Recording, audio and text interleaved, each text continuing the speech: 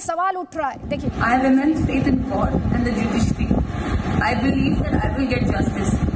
Even though a lot of horrible things are being said about me in the electronic media, I refrain from commenting on the advice of my lawyers as the matter is sub judice. Satyam Jayate, the truth shall prevail. I have immense faith in God and the judiciary. I believe that I will get justice.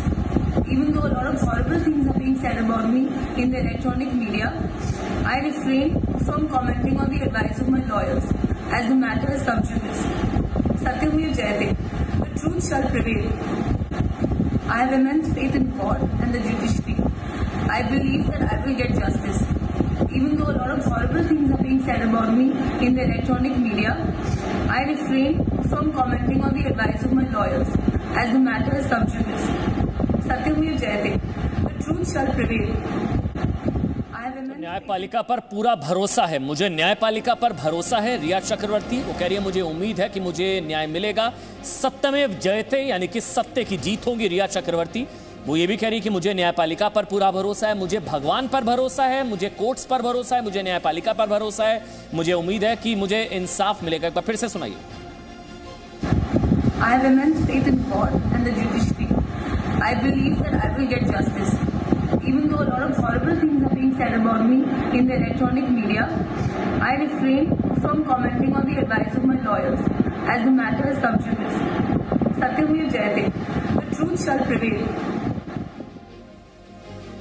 तो हमारे यहाँ पर 3-4 बड़ी बातें ये कहते हुए न्यायपालिका पर भरोसा है, भगवान पर भरोसा है, साथ ही कह रही मुझे इंसाफ मिलेगा। ये भी कह रही हैं यहाँ पर कि मेरे लॉयर्स ने मुझे एडवाइस किया है, मेरे बारे में बहुत सी बातें कही जा रही हैं, लेकिन मेरे लॉयर्स ने एडवाइस किया है कि मुझे नहीं बोलना है। ये रिया चक्रवर्ती कह रही है। राम कदम जी, मैं ये कह रहा था कि ये मामला होने के बाद एक हफ्ते के पहले पुलिस की जांच होने के पहले ही सामना अखबार को कैसे पता चल जाता है कि आत्महत्या है।